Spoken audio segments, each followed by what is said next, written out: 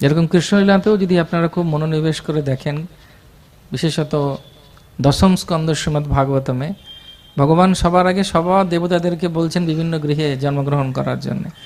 আমরা যদি রামায়ণ অধ্যয়ন করি, রামায়ণে দেখব যে ভগবান তার যে চতুর্দুয়ার আছে এবং তার যে প্রথম প্রকাশ অনন্ত, বাসুদেব, সংকর্ষণ, অনিরুদ্ধ, তাদেরকে বললেন তোমরা বিভিন্ন জায়গায় আমরা একসঙ্গে একটি পরিবারে অবতীর্ণ হব।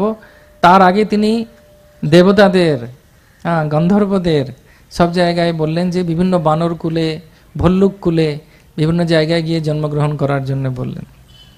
ঠিক সেইভাবেই শ্রী চৈতন্য মহাপ্রভু আসার আগেও, চৈতন্য মহাপ্রভুর আগে তিনি তার পার্শ্বদবৃন্দদেরকে আগে পাঠিয়ে দিয়েছিলেন। চৈতন্য মহাপ্রভু সম্পর্কে জানতে গেলে বিশেষত আমরা তিনটি গ্রন্থের কথা মূলত আলোচনা করি।